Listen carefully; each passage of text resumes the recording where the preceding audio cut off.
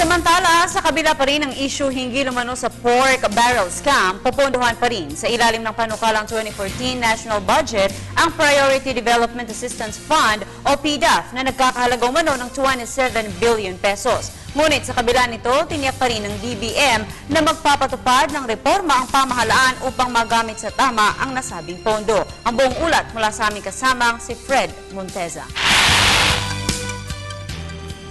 Sa kabila ng kontrobersiya ng 10 billion pork barrel scam at panawagang buwagin, mananatili ang pagpondo sa Priority Development Assistance Fund o PDAP na nagkakalaga ng 27 bilyong piso sa ilalim ng 2.268 trillion pesos 2014 national budget.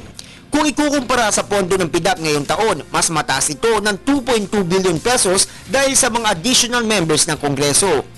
Ang naturang budget ay para sa kabuuang PDAP. Ibig sabihin, makikinabang hindi lamang ang soft portion ng mga proyekto, bagkus magi ang mga hard portion projects gaya ng infrastruktura.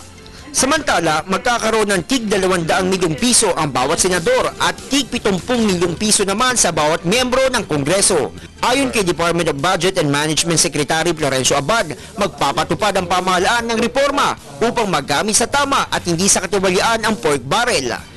Kasalukuyan ng tinatalakay ng DBM at ng Kongreso ang mga pamamaraan para sa reforma sa sistema ng pag-allocate ng PDAP. Sang-ayon naman si Abad sa panukala ni House Speaker Feliciano Belmonte na huwag ipagamit ang PDAP ng mga representante sa mga proyekto sa labas ng kanilang distrito.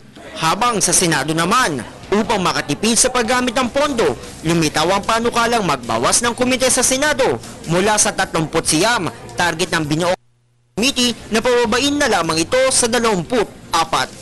Para sa Telebisyon ng Bayan, Fred Monteza.